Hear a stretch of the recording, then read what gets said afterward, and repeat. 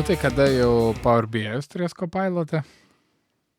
Čia turėtum realiai net ne manęs, o Microsoft'o klausti, nes jie vis dar, žinai, tokie, nu čia kai nenori atsakyti, soon.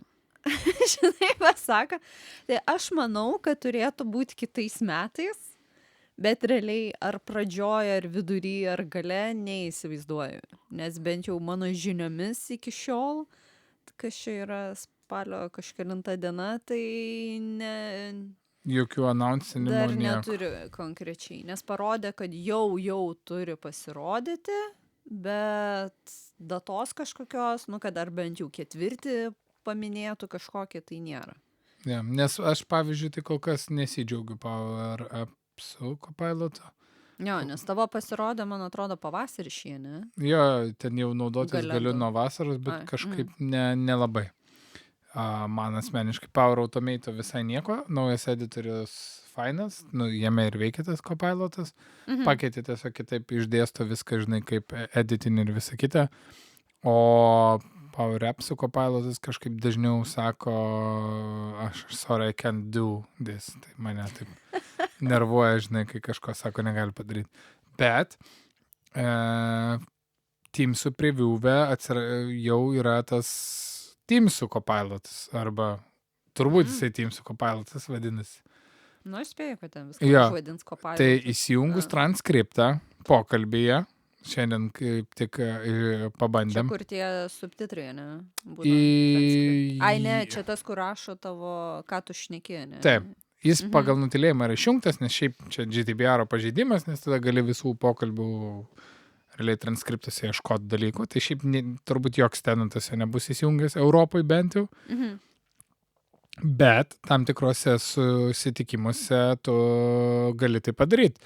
Ir įsijungti. Ir įsijungę mes transkriptą pakalbėjom ir tada Copilot'ui sakom, tai kokiegi tie key points to take away yra iš mūsų pokalbio savaitinio, ne? Savaitės darbų susidėliojimo. Ir tu nepatikėsi, bet iš 5 pointų, kuriuos jisai parašė, buvo tik tai vienas neteisingas, kur jis iki galo nesuprato, ką reikia padaryti su tuo Digital Brew apps. Bet visus kitus literaliai parašė. Padaryti paskutinius pakeitimus ir informuoti skliausteliuose. Mantas. Padaryti tą ir tą skliausteliuose. Frankas. Kam priskirta, ne? Netgi. Jo, tai fainai. nustebino labai fainai ir, ta prasme, smagus laikai laukia, jeigu žinai, nesproks visas elektrinės, nes tiek energijos, kai naudoja, bet šiaip tai tikrai profesionaliai. Bet aišku, anglų kalba reikia bendrauti, bent jau kol kas. Tai mūsų atveju tai kaip ir cool. Tai aš juokais netgi rašiau šiandien, kad komandos savo chatą, kad sakiau, kad nebesiklausys daugiau niekad pokalbio, paskui Copilot'as pasakys, ką ten reikia padaryti. Aš nekėta, ne? Yeah. Galėsi dirbti tuo metu, jeigu tau tik, nu, tipo, reikia tik dalyvauti tame. Gaila, kad o ne šnekėt. dažniausiai aš būnu tas, kuriam reikia šnekėti, Ai, tai ir neįsiskuba. neišeis.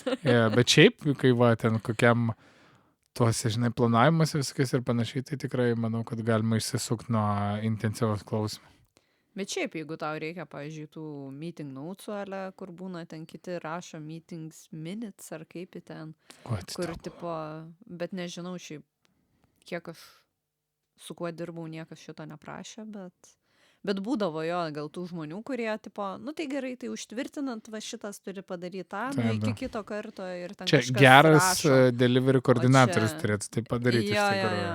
O čia, tipo, galėsis paspaust mygtuką ir viskas veiks. O tai fainai. Ai, o norėjau paklausti dėl to Copilot'o Power Apps'uose. Čia yra kažkoks papildomas mokestis už jį, ar tu tiesiog, kadangi turi Power Apps'ą, tai turi ir šitą? Tiesiog, jeigu turi Power Apps, turi ir šitą. Jo. Fine.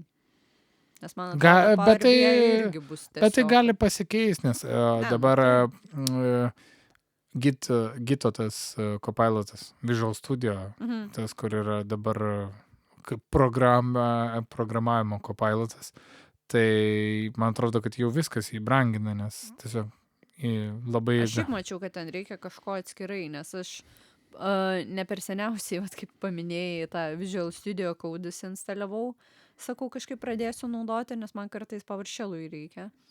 Ir tipo, nu, ir pasiūlė ten kažkokį, kadangi tenais su Gitu, tarkim, gali pasidaryti tą, žinai, integraciją. Repozitorija. Jo, repozitorijos ir pasiūlė tą tipo Git Copilot. Sakau, o, davai, žinai, pabandom.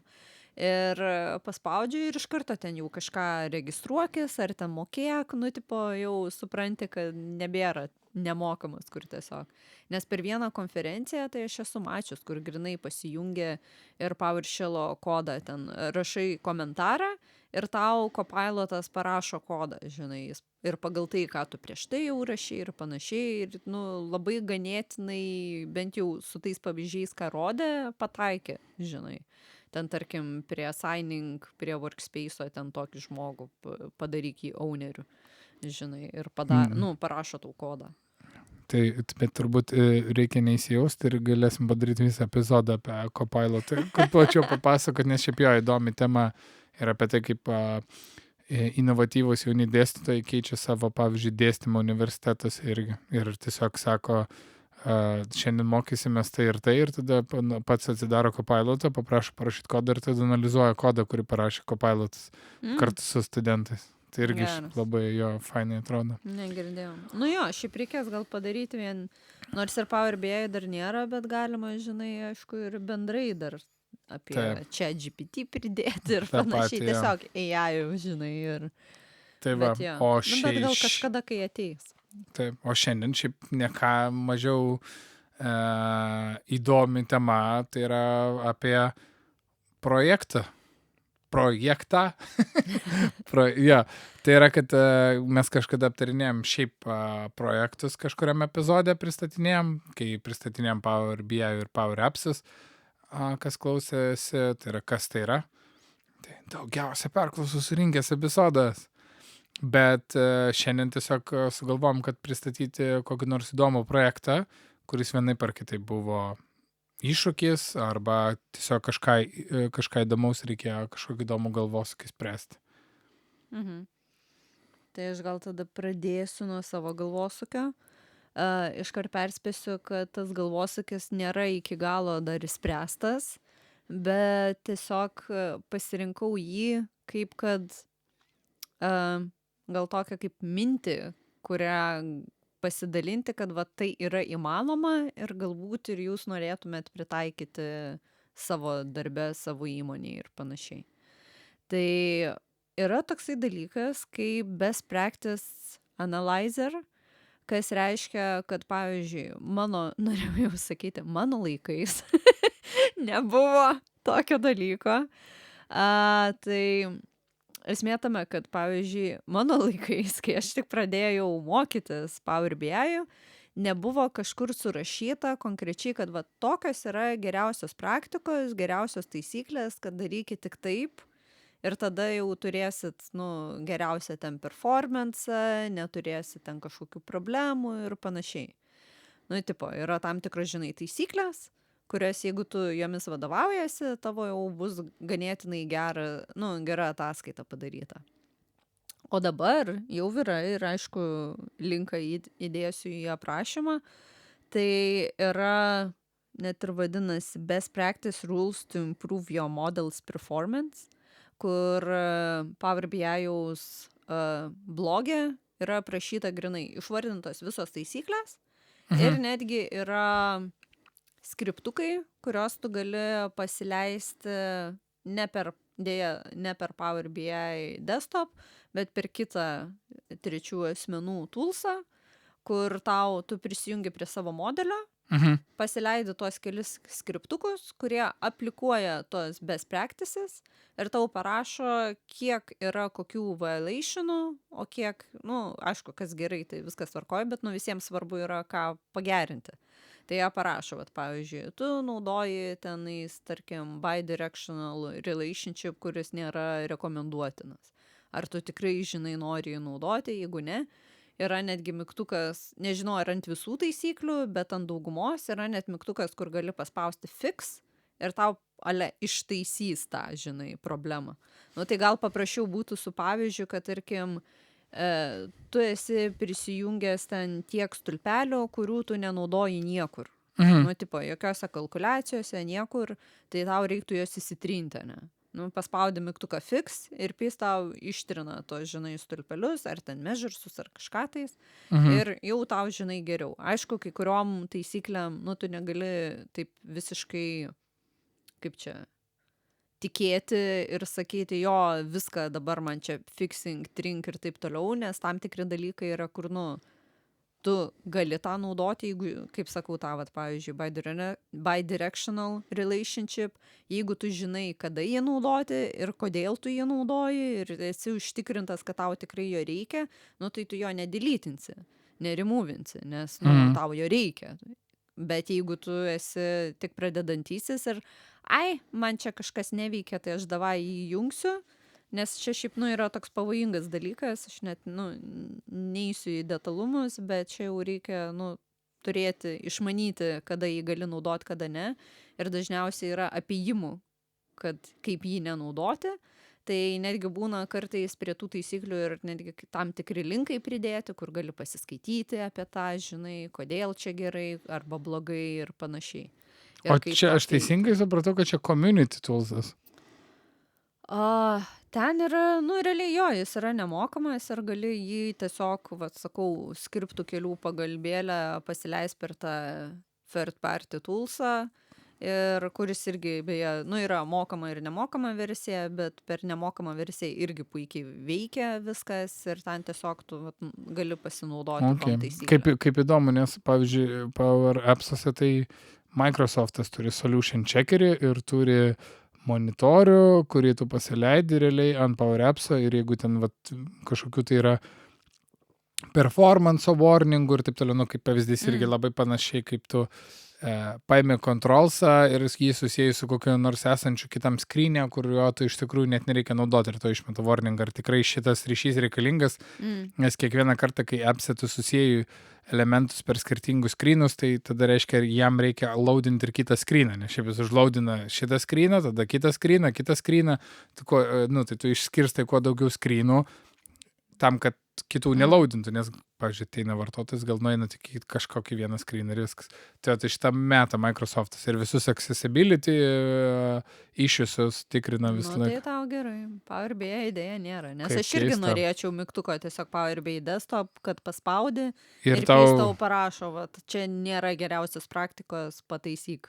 Arba pagalvok, ar tikrai tau reikia. Deja, na, bet kur Microsoft'as nepadaro, ten yra visą laiką geras community. Aišku, matai, aš nežinau tiksliai, nes labai yra sunku žinoti, kurie ten žmonės, kurie ir kontributina į tą community, ar jie yra Microsoft'o darbuotojai ar ne. Tai aš negaliu pasakyti, žinai, tiksliai, ar čia sukūrė ne Microsoft'o žmogus, bet, nu, tai vis tiek yra, kaip sakau, trečiųjų šalių toolse, kur tai nėra jau toks, nu, naudojamas dalykas, kur tiesiog, kaip sakiau, Power BI's desktop'e paspaudi mygtuką ir jau viskas ten yra. Nu, tai žodžiu, tai čia vat pristačiau, kad šiaip toksai dalykas egzistuoja ir pasirodo, kad yra vienas irgi postas, kurį irgi, aišku, linką numesiu, iš moderndata.ai, toks Deivas aprašinėja. Tai jis yra padaręs jau šiaip senokai, kur tu gali vėlgi, naudojant tą best practices analyzerį, galima tai pavadinti, nu, šitą dalyką, šitą naudojant, tu gali jį pritaikyti visam savo tenantui, kas reiškia, kad tu skripto pagalba paleidi ir tau pereina visas tavo ataskaitas ir išmeta visur, žinai, kur kokiam modelį yra problema, kokios tos problemos, ir galutiniam variante tau netgi išmeta Power BI'aus ataskaitą. Nu, aišku, po to tu ją turi pasipublishinti, bet vis tiek. Tau išmeta tą ataskaitą, kur tam tikrai yra parodomi, kad, pavyzdžiui, ten kažkoks reitingas padarytas su žvaigždutėm, kur, tarkim, jeigu tu turi, nu tai tu gali, pavyzdžiui, nusistatyti rėžius, kiek koks yra, nepaminėjau ten violationai, yra suskirstyti pagal, nu, vos ne svarbumą, žinai, ar ten high, medium arba low. Ant kiek tai yra, nu, tipo, smarkus, kaip čia pasakyti, nu, tipo, Jo, suprantu, tai, jo. nu, tai kaip... Ant kiek čia, žinai, yra pavojingas dalykas, ką tu naudoji, taip sakant. Nu ir tu gali nusistatyti tam tikrus svertus, kiek, pavyzdžiui, nu ir tarkim, ten jeigu yra high, tas severity ten vadinasi, žinai, tai tada, tarkim, minusuoji 1 balą, jeigu tai yra medium, ten, tarkim, 0,5 balo, jeigu ten low, ten, tarkim, ten 50 balo. Nu, tipo, gali pats, žinai, susirašyti kokius skaičiukus. Nu ir, tarkim, kad tavo, žinai, bendrai, ane, būtų 10, nu ir minus tada visi tie evaluationai pagal tą jau svertą. Koks jau ten high, medium ar low. Kiek ten tų, žinai, evaluationų yra ir tiek, žinai, krenta tavo tas. Nu ir tu galiausiai vat matai, kad tavo, pavyzdžiui, šitas datasetas, nu nes ten yra pagal datasetą, tai realiai pagal tavo Power BI-jaus failiuką, koks yra vidutinį, nu ne vidutinį, koks yra įvertinimas ten, žinai, 5 žvaigždutės, ar 4, ar 3, ar 2, ar 1, ar nepilna 1 ir panašiai. Čia tik šiaip klausimas, čia tu kalbė apie projektą.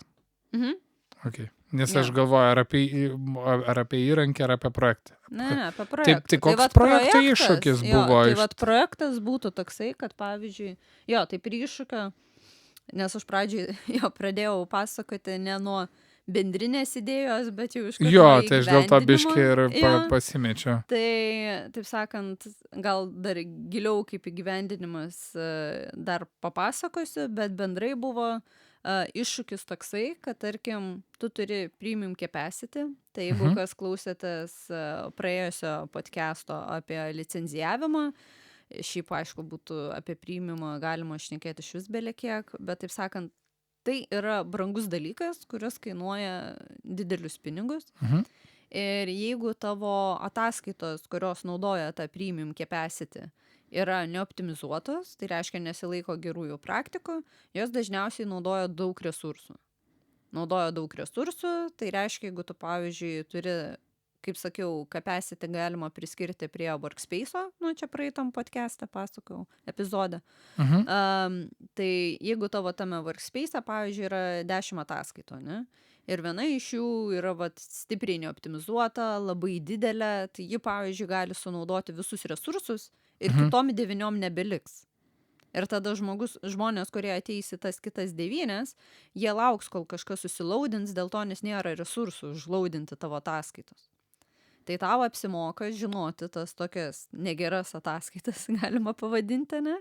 Tai va šitas best practice analyzer skriptai, kur va Deivas parašė, aišku, jo šiek tiek biškai paupdeitinti reikia ir panašiai, bet jie padeda tuo, kad tu praeini pro visus workspace'us ne rankiniu būdu, nes, pavyzdžiui, tu gal turi 100 workspace'ų, nu, tai gali įsivaizduoti, o kiekvienam workspace'e gali būti vėl 100 ataskaitų, nes tu turi pereiti per kiekvieną ataskaitą po vieną ataskaitą, negali bunchų paimti, žinai, ten kažkiek tais ir pertikrinti. Tas veikia tik tais per vieną ataskaitą. Tai jis automatiškai tą padaro, jis paima visas ataskaitas, tu gali, aišku, nu, paimti ten, tarkim, aš buvau padarius, nu, dabar va darau klientui, kad mes paimam tik tais vieną premium capacity, aišku, tu gali ir ne premium capacity workspace'us tikrinti, bet, nu, ten netaip skauda, galima sakyti, žinai. Tai va, tai tu gali nustatyti, kiek tų capacity paupdeitinus kodą pažiūrėtų, žinai, pavyzdžiui, pas mane yra padaryta, kad įrašyk, kiek nori pereiti capacity, nu, ne capacity, workspace'ų su premium capacity, ir tu parašai kiekį, nu ir tada jis praeina per visus workspace'us tame capacityje ir per visus datasetus tose workspace'uose. Ir patikrina absoliučiai kiekvieną, reiškia, ataskaitą ir gauni, kaip sakiau, gale, vat, kokius datasetus, kokias vat, ataskaitas realiai tau reikia optimizuoti ir ką tau reikia optimizuoti. Nes tu gauni realiai, nu, gali vėlgi paupdeitinti ten tą Power BI desktop failą, kurį tau išmeta gale, kai jau tą skriptą praranini, tu gali vėlgi jį, žinai, customizuoti pagal savo poreikius, tai tarkim aš irgi esu pasidariusi, kad man netgi rodytų kiekvienam datasete, tai kokios ten tos problemos yra. ir tas problemas, kaip galėtum įspręsti, tu gali netgi, žinai, dadėti ten, tarkim, linkus, kad žmonės galėtų paskaityti. Nes galutinis variantas, kokį norim padaryti, bet dar, kaip sakiau, nėra pabaigta. Aha. Tai kad šitas, pavyzdžiui, dalykas ranintų kartą per mėnesį, automatiškai. Tai reiškia, kad tiesiog, pasileidžia vos ne kažkoks, žinai, jobas, galima sakyti, jeigu serveristų, žinai, terminais, kad tiesiog pasileidžia automatiškai, arba jeigu iš tavo pusės tai būtų ten koks Power Automate Flow, paleidžia dalyką, kad tiesiog skriptas pasileistų, pereitų per visus tavo nurodytus, žinai, capacity-čius Okay, ir o workspace'us. šitas visas sprendimas tada, kam jis yra skirtas? Jis yra skirtas produktas, kurį mes parduodam, ar tai būtų mum patiem kokybės gerinimui, ar kokia yra idėja? Šituo atveju, tai kadangi dabar yra daroma konkrečiam klientui. Tai čia buvo konkretus užsakymas konkrečiam klientui. Aha. Ne tai, kad užsakymas, bet realiai mes kaip įmonė sugalvojom, kad toks dalykas būtų galimai naudingas ir jie pasirašė ant to. Tai jie turi savo analitikus? Po to gali... Turi. Tai jie taisys. Jie turi tiek savo analitikus, jie turi tiek ir mus ten. Supratau. Nes aš dėl to klausiu. Ant kurio ir tu dirbi. Tai aš tą ir supratau, nes aš ir galvoju, žinai, kas tas galutinis tada vartotojas to viso sprendimo. Tai va, tai ką aš ir nepabaigiau iš tos pusės, kad, kaip sakau, išmeta tau tą skaitėlę ir galutinis variantas yra, mūsų norimas, kad žmonės, kurie yra tų ataskaitų autoriai, gautų kažkokį ar pranešimą, ar mes jiem parašom ir su linku į tą ataskaitą, kad pasižiūrėk, tavo ataskaita nėra optimali, tu turi tokius violationus, tu turi juos sutvarkyti ten, tarkim, per tiek laiko, jeigu nesutvarkysi, mes tave išmetam iš premium capacity. Tave tai reiškia tavo ataskaitą. Tai tada vadinasi, tavo ataskaita neberanins, nes tu tikriausiai premiume esi ne šiaip sau. Tai va. Okay. Tai čia galutinis... Grasinančius laiškus. Jo. Bet čia toksai, kad žinai, grinai, kad tu turėtum optimizuotą ir švarią aplinką, nes, vis tiek, kaip sakiau, premiumas yra ganėtinai keblus dalykas ir daugelis žmonių labai priklauso, kaip įmonė, žinai, jį tvarko. Tai gali ten labai greitai prisišiukšlinti. Tai gaunasi, kad jeigu, pavyzdžiui, iš kliento pusės, ką sprendžiat su šito sprendimu, tai yra optimizavimą resursų panaudojimo, ar ne, to premiumo. Realiai ir kostų susimažinė. Jo, nes kuo mažiau naudoji... Jo, nes gal tu, pavyzdžiui, išmesi, žinai, ten kokius porą šimtų ir tau gal tam tikrų capacity nebereikės, nes ten jau tuščia pasidarys. Arba tu kažką galėsi perkelti kitą.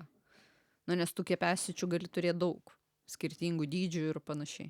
Tai ką šiai dienai tada turi, tik iki galo dabar jau padarė? Tai va, tai šiai dienai tai yra skriptas, kur tiesiog praranina su mūsų customizintais dalykais, kur sakau, kad, pavyzdžiui, mes renkamės tik premium capacity'us, tai nurodai, kiek tu capacity nori praeiti ir tada nurodai capacity ir kadangi capacity'us renki prie kiekvieno workspace'o, praeina ir taip toliau. Ko mes neturim dabar, kad tai vyktų automatiškai. Nebūtų startuojama rankiniu būdu. Jo. Nes dabar ką daro, tai kad prisijungia žmogus, kuris turi admino teisės prie to tenanto, jis paranina skriptą, gauna ataskaitą ir viskas. Nes dabar tai ties kuo aš dirbu, tai update'inu pačią ataskaitą, kad rodytų viską, ką aš noriu ir, kaip sakau, aš, pavyzdžiui, norėčiau pridėti netgi linkus, kur galėtų žmonės pasiskaityti, nes, tu įsivaizduok, jeigu tu padarei ataskaitą, kuri nėra optimizuota, tai tikriausiai tu neišmanai apie tas optimizacijas. Tai jeigu aš tau numesiu, tau nereikėjo kurti bidirectional relationship, tai būtų klausimas, o kodėl ne? Mangi veikia, viskas gerai. Tipo, kodėl aš to negaliu? Tai aš noriu prie kiekvienos tos taisyklės dar pridėti, žinai, linką, kur būtų su best practices, ten rules, ten koks description, dar kažkas, žinai, paaiškinimas, kodėl tai yra blogai ir kaip tau reiktų pataisyti. Kad, žinai, nebūtų toksai, kad žmogus gavo, nu ir gerai, bet o ką man dabar su tuo daryti? Ok, jo, logiška, nes tada, žinai, bus tiesiog Nu, tipo, neigiama jo. tokia reakcija. Jo. Tai aš matau, kad tolimesniam veiksmam automatizacija ir laiškų siuntimui, kas, kaip suprantu, čia sekantis update Jo.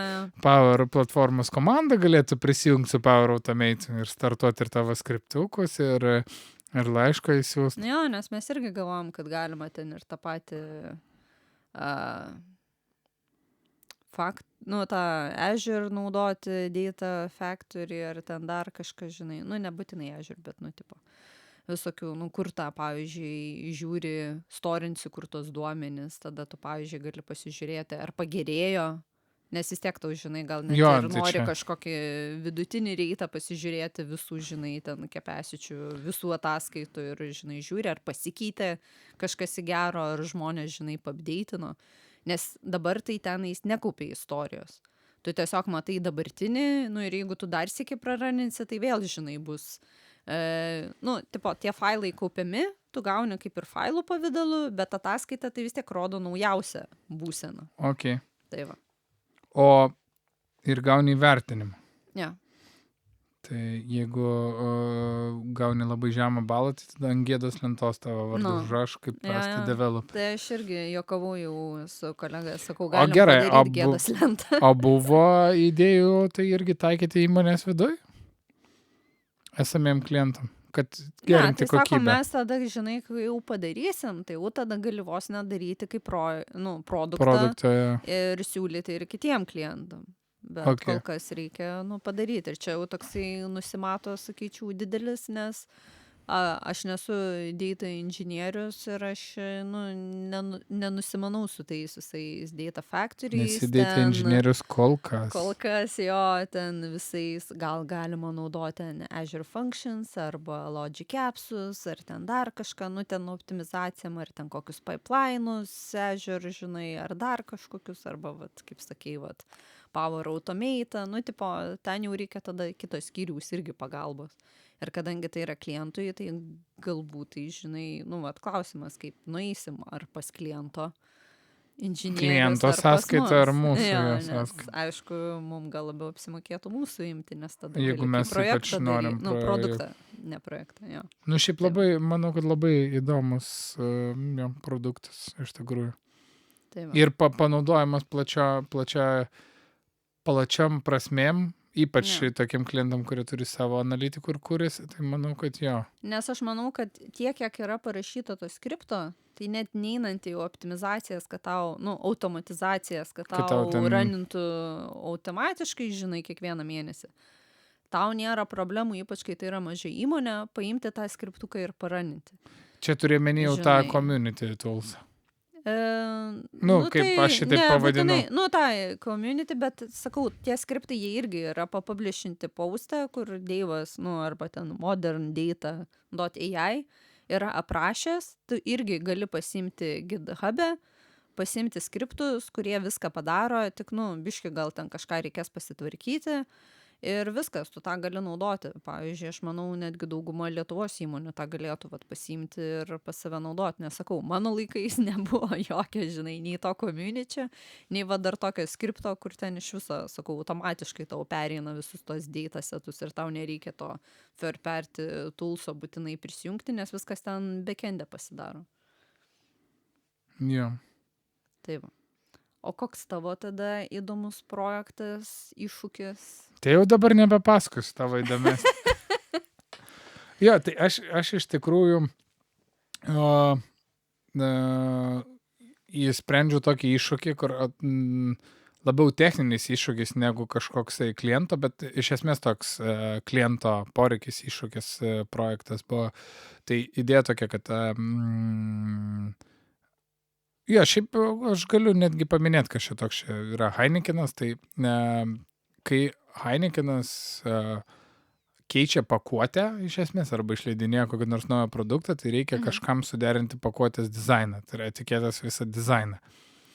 Ir tas derinimo procesas yra pakankamai pasirodo sudėtingas, nes turi patikrinti skirtingi departamentai. Tai yra vienas dalykas, pavyzdžiui, legal departamentas, tai lygiai taip pat kaip sutartis, tai lygiai taip pat ir etiketė, ar atitinka visus legal reikalavimus. Pavyzdžiui, ar turi visus simbolius, ar turi visus teisingai išvardintus tenai ingredientus, kurie atitinka, ar aprašymas, ar irgi atitinka legal informacija, kuri turi būti nurodyta. Ypač jeigu tai yra alkoholinis gėrimas, tai dar atsiranda papildomų reikalavimų. Tada innovation departamentas, kuris žiūri, ar sloganai gerai visi skamba, ar viskas labai gerai sudėliotas spalvos ir taip toliau. Ir tada, aišku, tiesiog ar sudėtis alergenai ir viskas yra teisingai nurodyta. Ir jie visą tą procesą darydavo tiesiog siuntinėdamėsi standartiškai e-mailų, pamesdami, kuri čia dabar yra versija ir taip toliau.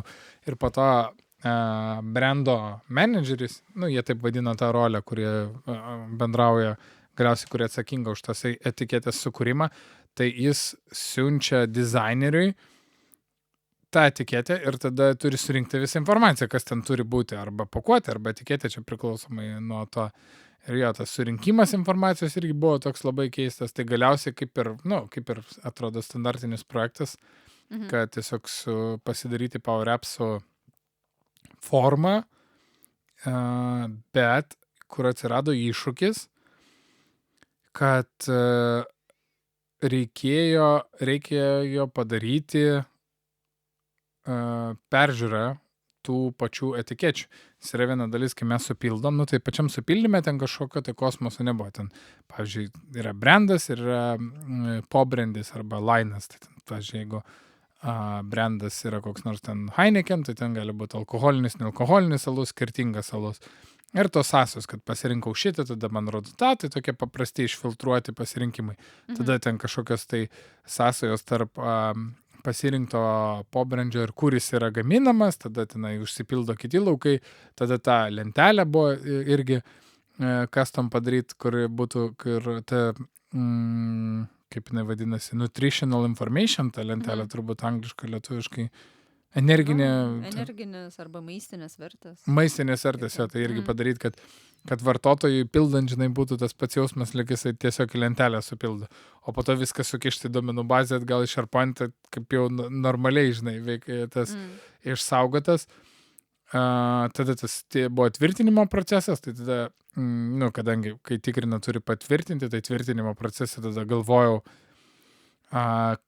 gal čia būtų fainai vėl gal suteikti šansą approvalam, bet man kažkaip jie niekaip neprilimpa dėl to, kad nueina kažkur, žinai, e-mailas, kažkur lieka tie approvalai, bet tokios vienos vietos normaliai nėra. Tai viską palikau pačiam aplikacijai, kad gaunu laišką, gaunu linką, kad reikia tavo patvirtinimo, ten peržiūros, spaudint to linko, atsidaro konkretus tas itemas ir konkrečiai tada, žinai, pasižiūri. Tai viskas buvo iš esmės appse ir tiesiog dar vienam SharePoint lentoj, kur saugo informaciją, kas aprūvino, kada kas spaudė ir taip toliau. Ir iššūkis buvo tas, kad reikėjo tą PDF-ą parodyti, žinai, pačiam appse. Dėl to, kad tam, kad tu patikrintum, ar viskas buvo teisingai supildyta, tu turi matyti tą dokumentą. Ir tada prasidėjo. Aišku, pirminis kliento nors buvo, kad ant PDF-o galima būtų paišyti ir žymėti konkrečias vietas, kur yra, žinai. Komentarus. Jo, komentarus. Ir toks keistas dalykas, nes tas pats standartinis Microsoft'o browseris, Edge'as, jisai moka, tai tu, jeigu atsidarai per Edge'ą PDF, tu gali parašyti komentarus, užpaišyti ant viršaus ir išsaugot ir turėti tai. Bet Power Apps'o PDF vieweris yra toks labai keistas, kur nieko jisai praktiškai nemoka. Ten rotating galima ir taip paslėptas, kad reikia R spausti klaviatūroje klavišų tam, kad rotatinti. Ir toks labai tada gaunas nepatogus sprendimas. Tada ieškojom custom komponentų, radom 2 kaip ir custom komponentus, bet tada atsirado problema, kad reikia papildomų resursų, nes tai yra kodinis komponentas, kurį tada reikia dėti į pačią aplikaciją. Tai galiausiai likom su tuo standartiniu palyginimu ir tada gaunas, kad dešiniai pusėje palikom PDF-ą, tada jį galima prisizoominti, čia gerai, kad yra standartinė, tada tą dalį prisizoominį, pasižiūri ten teisingą informaciją ir tada kairiai pusėje pildai pastabas, ar gerai šitoje vietoje, jeigu gerai, tai viskas okei, ne prie kitos ir taip iš eilės tiesiog viską tikrinė. Tai tas pildymas realiai gavosi tame appse pačiam. Jo, Jau kad ne PDF viską komentarus, palikam, jo. bet appse.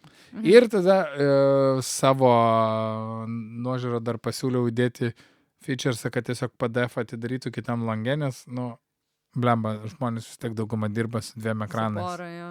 Tai, nu, bet dar per mažai laiko naudojasi appsu, kad dar, žinai, susirinktą pirminį feedbacką, kaip būna, žinai, išleidai ir paskui, kai jau vartotojai pasinaudoja, tada jie realiai pasako, žinai, kaip jiem yra patogiau. Bet jo, tą procesą, tada tą visą ping-pongą tarp legal, innovation, brand manager ir designer, o designeriai tai iš trečiųjų šalių, žinai. Tai stumdymosi to PDF-o ir ten sutikrinimo tos etiketės prieš spausdinimą, tai pakankamai gerokai sutrumpino.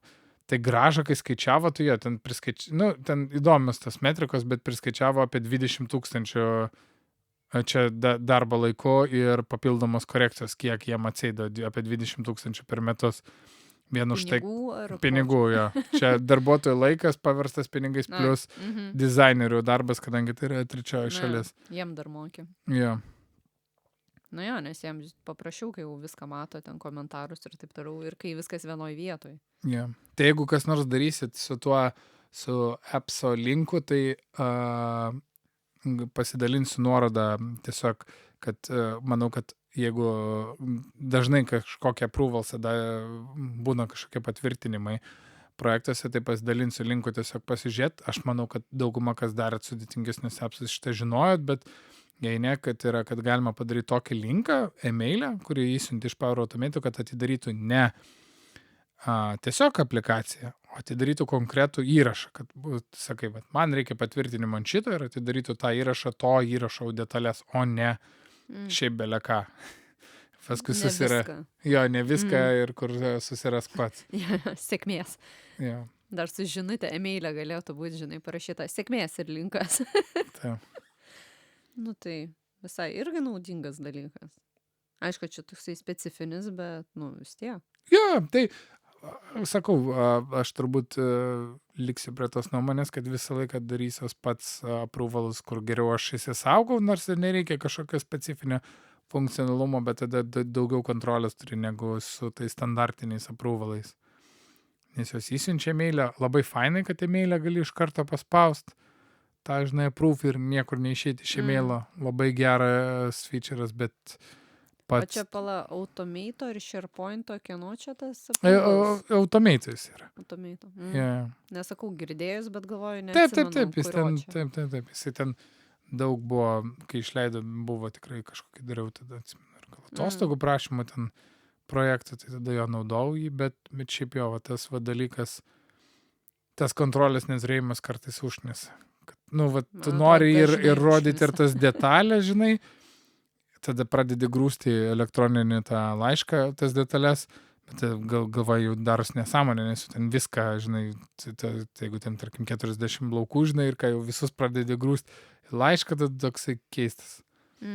Ja. Šiaip buvo įdomu, kai reikėjo, pavyzdžiui, pasidaryti lentelę, žinai, daug laukų, kad tipo, visą tą informaciją surinkti į laišką, nes po to jie dizaineriui reikia perduoti tą informaciją, kad jis jau pagal tai dėliotų, žinai, etiketę. Tai, žinai, gal, tai koks čia geras editoris, tai kai galiausiai blemba užkrito dabar pavadinimas, bet senas geras toolsas iš 2003, kur, žinai, kur tiesiog HTML editoris, kur rankiniu būdu susidėlioja ir to HTML kodą atiduoda, žinai.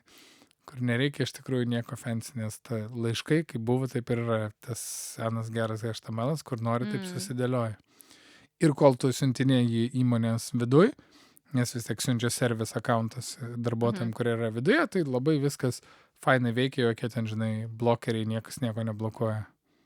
Na jo, visada paprašiau, kai viduje. Ja, kai nereikia kažko tai daryti. Nu, tai va, pasidalinom savo projektėliais.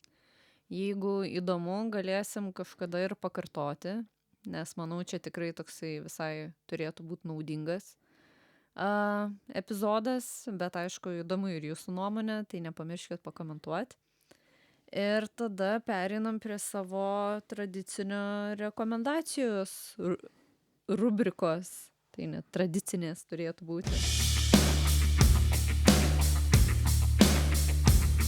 Tai aš gal tada pradedu nuo serialo, kur, nežinau, gal dėl to vėlgi pasibaigęs serialas, bet labai fainas ir nežinau, kaip aš čia sugebėjau pamiršti ir jo neparekomenduoti anksčiau.